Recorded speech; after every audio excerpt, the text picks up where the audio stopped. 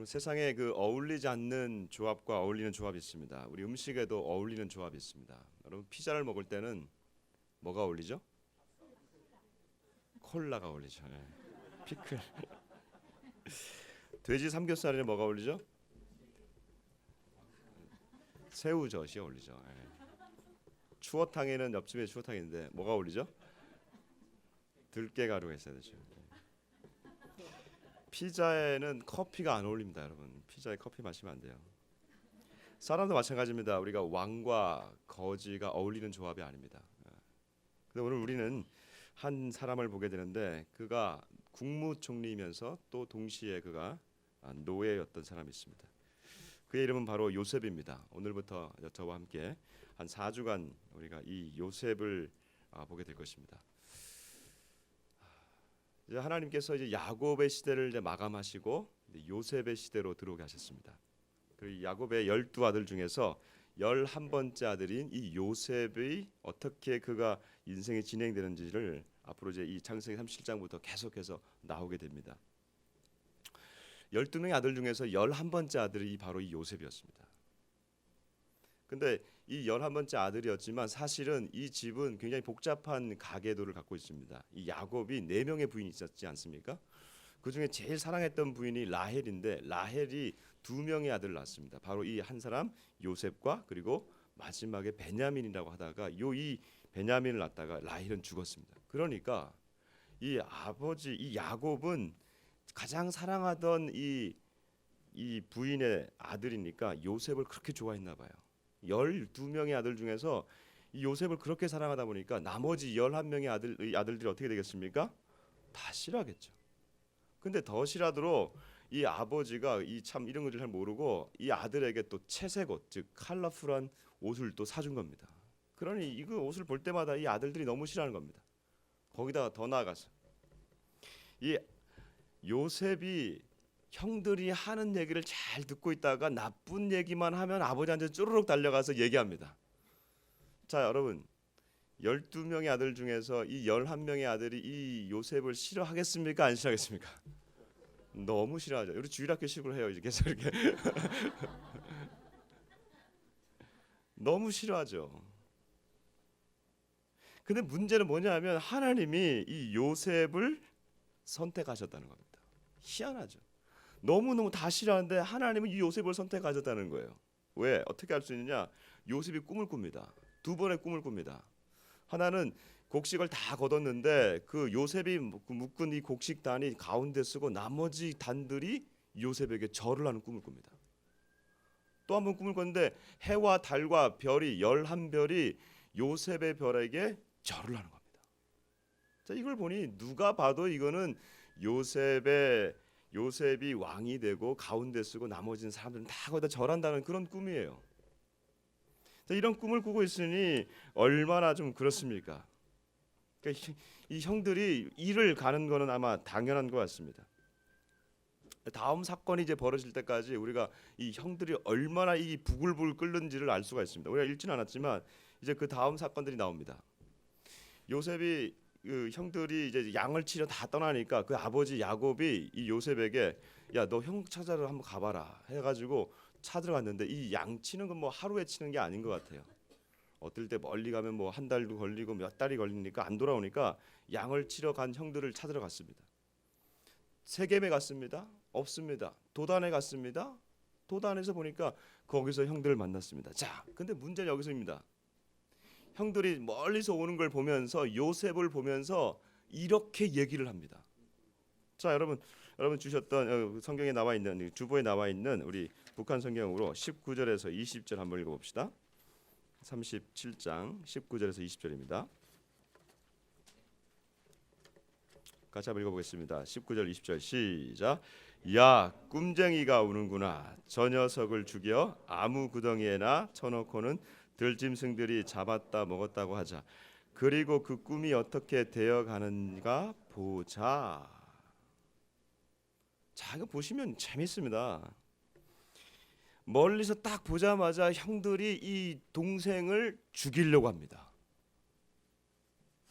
그러니까 그만큼 부글부글 끓고 있는 거예요. 근데 이때 그 첫 번째 형이 르우벤이 야 우리 죽이지는 말자. 그냥 죽이지 말고 그냥 얘를 저쪽에 우물가가 있는데 물이 없는 우물가에다가 그냥 빠뜨려 놓자. 나중에 이 르우벤의 형이 이 요셉을 구하려고 했던 것 같습니다. 그런데 여기서 주목할 건 여러분 이것입니다. 지금 형들이 요셉을 죽이려고 하면서 뭐라고 얘기하고 있죠? 그 꿈이 어떻게 되는가 보자 이렇게 얘기하고 있죠. 그러니까 사실은 이 요셉이 참 요셉을 죽이는 건데 그 꿈에 대한 얘기를 하고 있습니다. 그러니까 자기가 꾼 꿈, 요셉의 형들이 그 앞에서 전하게 된다는 그 꿈의 그 근원이 바로 이 요셉이니까 요셉을 죽이면 그 꿈이 어떻게 되는지 보자. 그럼 여기서 그러면 이 도대체 이 꿈이 뭐길래? 성경에 보면 특히 구약 성경에 보면 신약 성도 마찬가지지만 하나님께서 꿈을 많이 사용하십니다. 그래서 하나님께서 이 꿈을 통해서 계시를 주시는 방법으로 꿈을 사용하세요. 근데 이 두 종류의 꿈이 있습니다. 하나는 메시지 중심의 꿈이 있습니다. 무슨 꿈이냐면 이거는 아브라함과 이삭이 자기의 아내를 누이라고 속이죠. 그럴 때마다 그것을 그 아내를 데려갔던 사람들한테 하나님은 꿈에서 나타나셨어요. 그럼 뭐라고 얘기하시냐면 너 그러면 죽어. 그러니까 이런 메시지가 분명한 꿈을 주십니다. 그러니까 그 꿈을 딱 들으면 누구도 그 꿈을 해석하지 못하는 꿈이 아니에요. 그냥 그렇구나. 그래서 아내를 다시 내놓는 그런 꿈입니다. 두 번째 종류의 꿈은 이런 거예요. 여러 가지 형상과 심볼로 가득해 가지고 그거는 우리가 해석을 해야 되는 거예요. 이걸 해석꿈이라고 그래요. 요셉이 꾼 꿈은 바로 그런 거예요. 해와 달과 별들. 나중에 바로도 꿈을 꿉니다. 왕이 꿈을 꾸는데 뭐 파리한 그 염소들이고 그 암소들이 올라오는 꿈. 이거는 해석을 해야 되는 거예요. 다니엘도 그런 해석을 이제 하게 됩니다. 그러니까 옛날 고대 왕국에서는 이런 꿈을 전문으로 해석하는 관리가 있었답니다. 그러니까 이 요셉의 꿈은 전형적인 해석 꿈입니다. 그리고 이 해석 꿈을 해석하고 나면 그것이 이루어지는데 좀 시간이 걸립니다. 근데 이 꿈의 특징은 뭐냐면 이 꿈을 해석하더라도 그 꿈이 이루어지는 데까지는 시간이 뭐 빨리 걸릴 수도 있고 적게 걸릴 수도 있고 오래 걸릴 수도 있지만 문제는 뭐냐면 그 꿈을 해석해내고 그 꿈을 이루어 가는 데까지에는 어떻게 이루어 가는지에 대해서는 얘기가 없어요. 그 꿈을 이루어 가는 사람은 온 몸으로 그 과정을 다 겪고 나가야 되는 거예요. 지금 바로 요셉이 지금 그런 상황입니다. 그러니까 정리하면은 이 꿈은 지금 하나님으로부터 온 것인 것을 우리가 알 수 있고 요셉은 하나님으로부터 지금 어떤 계시를 받은 것인데 그 과정은 하나님 앞에서 받은 게 없습니다. 이거는 몇 년이 걸릴지 모르는 그런 시간 가운데 그가 있는 겁니다. 그리고 이 하나님이 주시는 꿈에는 반드시 뭐가 있냐면 반대가 있습니다. 오늘 여기나 성경에는 보니까 이 반대자들은 바로 지금 이 형들입니다. 형들이 사실 좀 여러분 생각해 보세요. 아무리 이 형들이 싫다고 하더라도 이 형들이 동생을 죽이는 꿈을 죽이는 데까지 가는 건 좀 너무 이상하지 않아요? 이건 단순한 게 아니에요.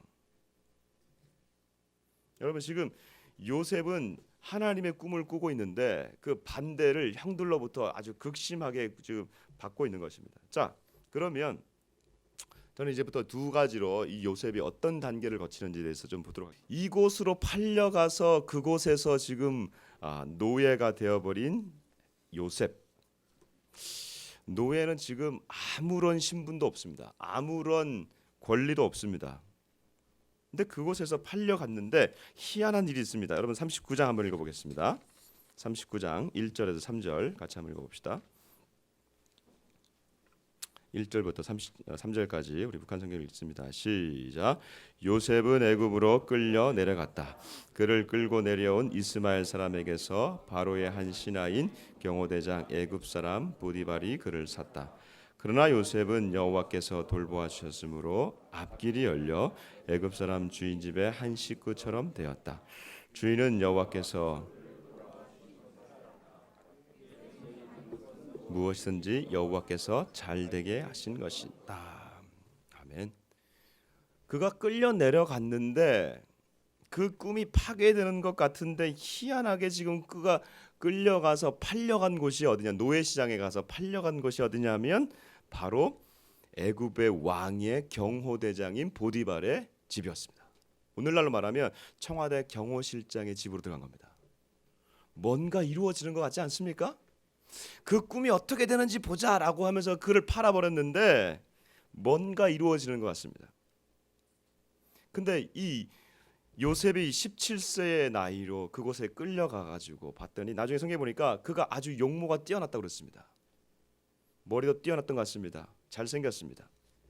그러니까 이 보디발의 집에서 그가 승승장구하게 되는데 이 장군이 보니까 이 사람이 너무 똑똑하니까 이 아이에게 모든 가정의 모든 일을 다 맡기는 총무를 맡기는 겁니다. 그리고 그가 하는 모든 것은 잘 되었다. 성경에 보면 형통하게 되었다라고 되어 있습니다. 자, 그럼 여기서 제가 질문을 하나 드리겠습니다. 하나님이 지금 이 정도의 일을 하려고 요셉을 잘 되게 하셨을까? 하나님이 지금 이 정도의 일을 맡기려고 요셉에게 그 꿈을 주셨을까? 여러분, 우리가 요셉의 꿈을 얘기할 때 이렇게 얘기할 수가 있습니다. 우리의 개인의 비전과 개인의 욕망을 요셉의 꿈에다가 비교할 때가 많이 있습니다. 즉 우리가 가지고 있는 꿈을 요셉의 꿈처럼 해석해가지고 개인의 어떤 그런 성공을 우리가 막 추진하려고 하는 그런 원동력으로 삼으려 할 때가 있다는 거예요. 그러나 그는 훨씬 뛰어넘습니다. 요셉의 꿈은 훨씬 더 뛰어넘는 것입니다.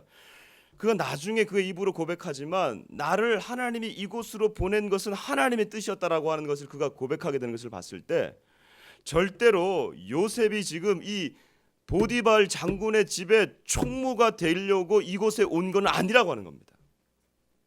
지금 하나님은 이 요셉을 통해서 이스라엘 전체를 사용하시려고 하는 놀라운 계획을 이 요셉을 통해서 갖고 있는 겁니다. 그러니 그가 지금 이 요셉의 이 보디발의 집에서 그가 잘 된다라고 한다면 아마 그는 이렇게 생각할 수도 있을 겁니다. 아이고야, 내가 뭐 여기까지 와가지고 노예로 팔려와가지고 이 정도 집에서 떵떵거리고 내가 이 정도의 권력을 갖고 있으면 잘 되는 거 아니야? 이 정도 만족할 수 있을 겁니다. 그러나 그건 아니었어요. 만일 그런 생각을 갖고 있었다면 두 번째 단계에서는 그가 넘어질 수밖에 없었을 것입니다. 그는 지금 첫 번째 단계인 애굽으로 내려갔습니다. 그리고 그곳에 종으로 팔렸습니다. 이제 두 번째 단계로 넘어갑니다. 이 두 번째 단계로 넘어가는 것은 그가 또 다른 감옥으로 내려가는 것인데 그 과정이 험난합니다. 그의 그 집에 여인이 하나 있었습니다. 보디발 장군의 아내였습니다. 제가 지난주나 이번 주에 좀 설교하지 좀 그래요. 지난주에도 좀 막장 드라마가 있었는데 오늘도 좀 막장 드라마가 있습니다. 지난주에는 그 시아버지와 며느리가 좀 그랬고 오늘은 이 여주인입니다. 보디발 장군의 여주인 아내죠. 그가 이 젊은 잘생긴 이 요셉을 보고 갖기를 원하는 것 같습니다. 성경에 보면 남자가 여자를 꼬시는데 여기는 지금 여자가 남자를 꼬시는 그런 장면이 나옵니다. 오늘날로 말하면 아주 판무파탈 같아요. 좀 전문 용어로 치명적 유혹을 갖고 있는 여인이다. 근데 몇 번을 그렇게 꼬시는데 이 여인이 넘어가질 않습니다. 왜 넘어가지 않느냐? 마지막 순간에 거의 넘어갈 뻔했음에도 불구하고 그가 넘어가지 않는 그 이유 하나가 있습니다. 이것이 요셉을 지금 지탱해주고 있는 겁니다. 여러분 9절 한번 읽어봅시다.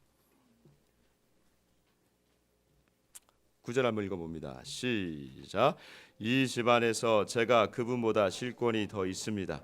만인만은 당신의 아내이기 때문에 범접할 수 없지만 그 밖의 일은 못할 것이 없습니다. 그런데 이런 엄청난 짓을 제가 어떻게 저지를 수 있겠습니까? 이것은 하나님께 죄가 됩니다. 이것은 하나님께 죄가 됩니다. 여러분 지금 이 말을 잘못 해석한 거 아니에요? 지금 이것은 내 주인에게 죄가 됩니다라고 얘기해야 되는 거 아닙니까? 그런데 이렇게 얘기하고 있습니다. 그가 이것은 하나님께 죄가 됩니다. 지금 그가 애굽으로 내려와서 종으로 팔려왔을지라도 그의 마음 가운데 있는 건 누굽니까? 바로 그 꿈을 주신 하나님. 두 번째, 이 유혹의 단계로 넘어갔을 때 거기 가운데서도 그가 붙잡고 있는 것은 누굽니까? 하나님. 이 여주인을 거부한 대가는 너무 컸습니다. 그래서 그가 감옥에 갇히게 됩니다. 사실 이것도 희한해요. 보디발 장군이 이 얘기를 듣고 그를 죽여버릴 수 있습니다. 제가 볼 때는 죽여야 됩니다. 종이 내 아내를 희롱했다? 왜냐면 나중에 희롱했다 그러거든요. 그럼 죽여야 됩니다. 근데 죽이질 않습니다. 그러니까 제가 볼 때는 이 보디발의 아내, 보디발 장군이 이 보디발 아내가 약간 바람기가 있다는 걸 좀 알았던 것 같아요. 그래서 그냥 그러려니 해서 아마 죽이진 않고 지금 감옥에 넣은 것 같습니다. 어쨌든 이 엄청난 대가를 치르고 있습니다. 자 보세요. 두 단계 말씀드렸습니다. 애굽에 내려가서 감옥에 내려갔을 때, 그 애굽에 내려가 종으로 팔렸을 때 그 한 단계, 또 그 단계에서 지금 감옥에 갇히는 두 번째 단계. 근데 희한한 건요, 내려갈 때마다 하나님이 보여주시는 그 장면이 있습니다. 우리가 38장 39장 1, 2절에서 3절까지 읽었죠. 그러면 이번에는요, 두 번째 단계로 내려갔을 때 하나님이 어떻게 하시는지 21절부터 23절까지 같이 한번 읽어보겠습니다. 21절부터 23절까지 같이 읽습니다. 시작. 여호와께서는 요셉을 돌보시었다. 그에게 한결같은 사랑을 쏟으시고 은총을 베푸시어 하늘 세상에 눈에 들게 하셨다. 그리하여 간수장은 감옥에 있는 모든 죄수들을 요셉의 손에 맡겨 무슨 일이고 마음대로 하게 하셨다. 간수장은 요셉에게 모든 일을 맡겨놓고는 일절 간섭하지 않았다. 여호와께서 그를 돌보시어 그가 하기만 하면 무엇이든지 잘되게 해주셨던 것이다. 아멘. 첫 번째 단계로 애굽으로 내려갔을 때 보디발의 장군 집에 갔을 때도 똑같은 얘기가 나옵니다. 하나님이 그와 함께 하셨다. 하나님이 그 일을 잘되게 하셨다. 이렇게 되어 있습니다. 그런데 두 번째도 똑같이 나옵니다. 그런데 하나 우리가 주목할 것이 있습니다.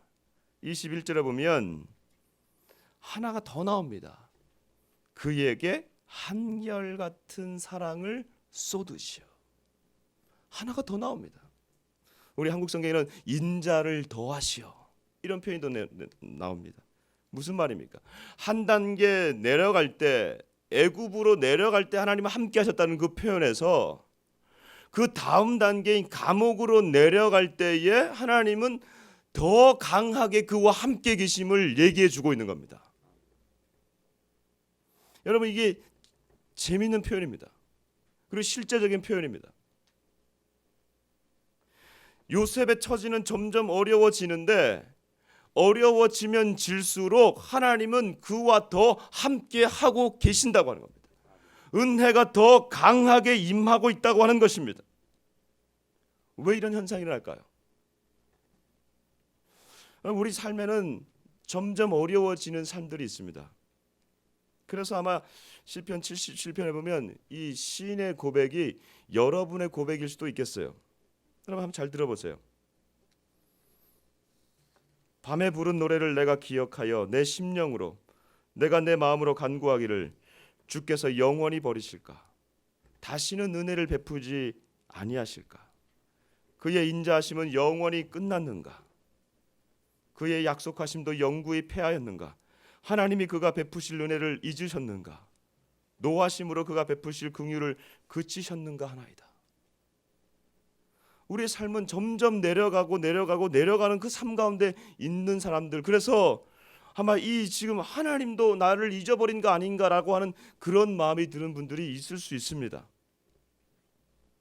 우리가 인생을 살아가려는 계단을 밟고 올라가는 것인데, 이 계단이 내리막 계단이 있다고 하는 것입니다. 우리의 생각에는요, 이 직선형 상향 계단을 우리가 생각합니다. 그래서 계속해서 우리 인생은 한 계단 한 계단 밟고 올라가는 것 같은데, 그런데 그게 아니에요. 우리의 인생의 계단은 지그재그, 사방팔방, 어떨 땐 뒤죽박죽일 때가 있습니다.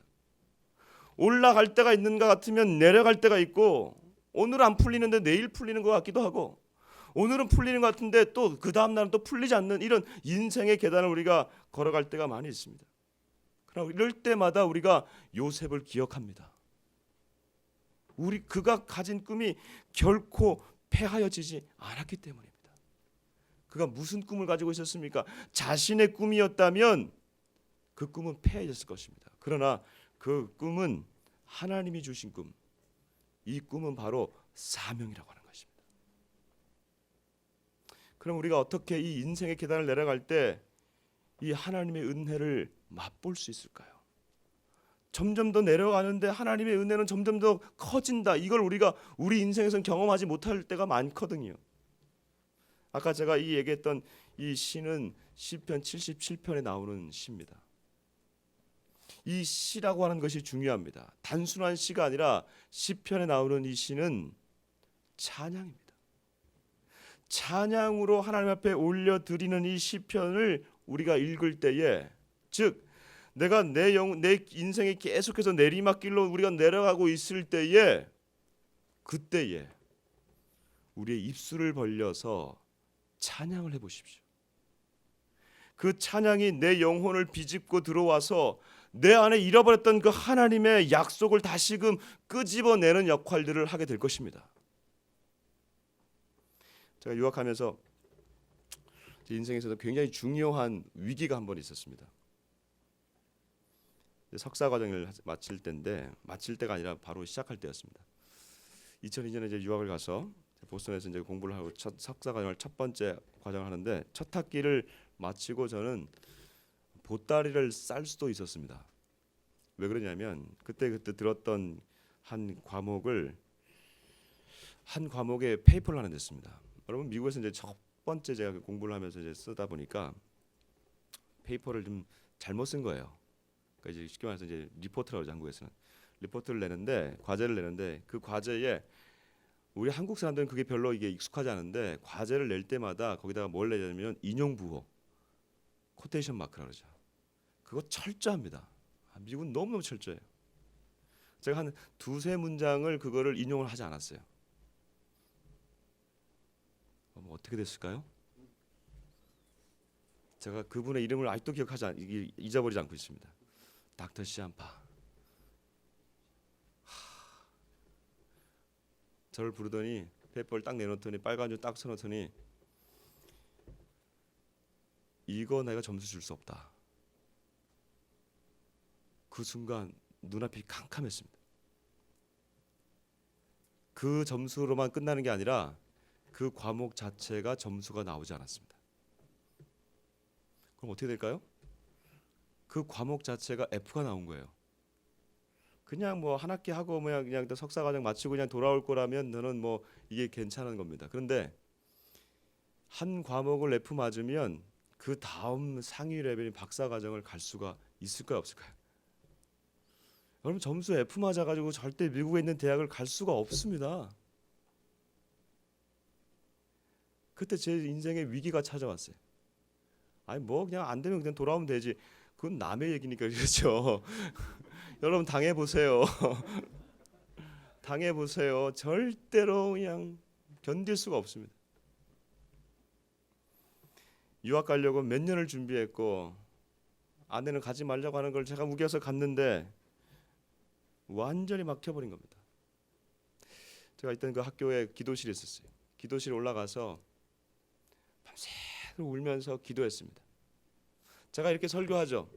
여러분, 이럴 때 찬양을 해보십시오 라고 얘기합니다. 제가. 그러나 이럴 때 찬양한다고 뭐가 열리진 않습니다. 어느 날 기점이 되는 게 아니고 그냥 그거 하나만 붙드는 겁니다. 그냥 주님, 내가 잘못했습니다. 물론 제가 실수했죠. 제가 잘못했습니다.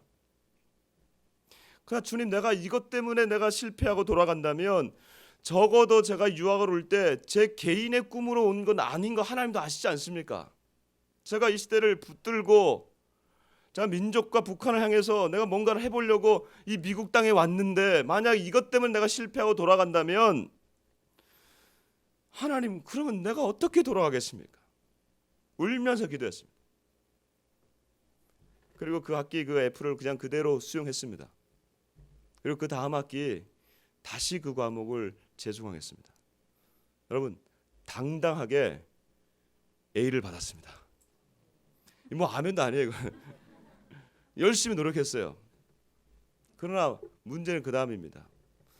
A를 받았지만 먼저 받은 그 과목의 F 학점은 여전히 성적표에 있습니다. 성적표에 찍혀 있는 그 F 학점을 가지고 다음 레벨인 박사 과정에 갈 수 있을까요? 거의 불가능합니다. 그러나 저는 이것을 저를 단련시키는 표로 생각하고 그대로 받아들였습니다. 그리고 기도했습니다. 하나님, 당신이 원하시면 저는 이대로 받겠습니다. 훈련 받겠습니다. 당신이 원하시면 당신의 방법으로 길을 열어주십시오. 그리고 학기를 마치고 박사과정 다음 학기로 넘어갈 학교로 제가 미리 찾아갔습니다. 그리고 제가 공부할 그 과목의 교수님을 제가 미리 만났습니다. 닥터 테리라고. 닥터 테리한테 가서 제가 여러 가지를 말씀드리고 제가 어떻게 살아왔는지 말씀드리고 내가 왜 미국에 왔는지 말씀드리고 그리고 내가 어떤 공부를 하기를 원하는지 말씀드리고 제가 마지막에 나오면서 그 성적표에 있는 성적을 그대로 말씀드렸습니다. 제가 첫 학기 때 실수해서 이렇게 했습니다. 그러나 다시 내가 노력해서 당당하게 A를 받았습니다. 그러나 교수님께서 원하신다면 저를 받아주시고 그렇지 않다면 저를 떨어뜨려도 좋습니다.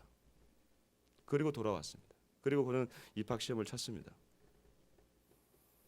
여러분, 제가 합격했을까 안 했을까요? 제가 저 자신을 자랑하려고 드러내는 게 아닙니다. 저의 부족함을 드러내려고도 하는 것도 아닙니다. 하나님이 원하시고 하나님의 꿈이고 하나님의 계획이면 그럼 된다는 거예요. 요셉의 꿈이 어떻게 되는가 보자라고 했던 그 형들, 그 꿈은 안 되는 것 같았습니다. 우물 터진 그 웅덩이에 그가 빠져 죽을 것 같았습니다. 그리고 애굽으로 노예로 팔아버리면서 그곳에서 그는 그냥 끝날 줄 알았습니다. 그리고 보디발의 장군의 집에서 그가 형통하면서 거기서 머물 줄 알았습니다. 아니 더 내려가서 감옥에 내려가서 그가 죽을 줄 알았습니다. 그러나 하나님의 꿈이라면 그 꿈은 사람이 이루지 못하더라도 하나님은 이루실 줄 믿습니다. 사랑하는 여러분, 여러분들이 받았던 하나님의 꿈은 무엇입니까? 주님의 길로 행한다면, 주님이 여러분들을 마음을 붙들어 주신다면 여러분을 통해서 여러분의 삶의 목적을 만들어가는 것이 아니라 여러분을 통해서 하나님은 당신의 목적을 여러분의 삶을 통해서 드러내기를 원하십니다. 그것이 사명입니다. 그 사명을 이루어 갈 때에 그 사람은 넘어져도 일어날 것이고 쓰러져도 다시 벌떡 일어날 줄 믿습니다. 깨어진 꿈들이 계십니까? 그 안에 역사하시는 그 하나님의 은혜를 붙드시길 주님으로 축복합니다. 이제 우리가 마지막 시대를 살아가고 있는 것 같습니다. 어제 좀 보니까 미국이 넘어갔습니다. 동성결혼이 합법화됐습니다. 20몇 번째 국가가 되어버렸습니다. 저는 단순히 20몇 번째 국가가 됐다고 하는 것이 의미가 있는 것이 아니고 미국이 넘어갔다고 하는 것은 이제 엄청난 쓰나미가 되어서 우리 한국 땅에 들어오게 될 것입니다. 교회가 이걸 감당할 수 있는 능력이 우리 한국 교회는 지금 거의 없습니다.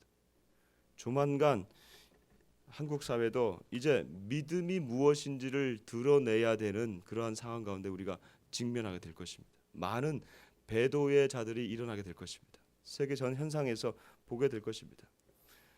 나를 하나님의 말씀에 세울 것이냐 안 세울 것이냐, 이 마지막 기준은 결국 나를 부르신 그 하나님의 길을 내가 갈 것이냐 안 갈 것이냐, 사명의 길을 끝까지 완수할 것이냐 안 할 것이냐.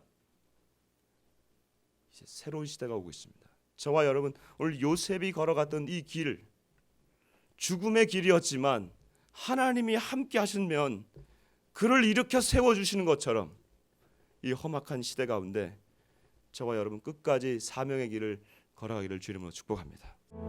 하나님 감사합니다. 요셉이 꾸었던 그 꿈이 수천 년 전에 사라진 꿈이 아니라 그 꿈 때문에 이스라엘이 애굽에서 보호되고 출애굽하고 가나안 땅으로 들어가며 이스라엘로 되어지고 그 땅을 통해서 예수 그리스도를 주시니 감사합니다. 하나님 아버지, 그 예수님을 따르는 복음이 우리까지 오게 하시니 너무 감사하고 그 복음 때문에 다시 한번 우리가 사명자로 서게 하시니 감사합니다. 하나님, 우리를 부르신 그 목적과 이유를 알게 하여 주옵시고, 쓰러져가는 우리 사랑하는 모든 성도들 이 꿈 때문에 일어나게 하여 주옵소서. 한 주간도 하나님 아버지 흔들리지 않게 하여 주옵시고, 하나님이 주시는 그 꿈을 붙들고 일어나게 하여 주셔서 이 시대의 꿈을 이루게 하여 주시기를 원합니다. 할렐루야, 감사합니다. 예수님 이름으로 기도드립니다. 아멘, 아멘.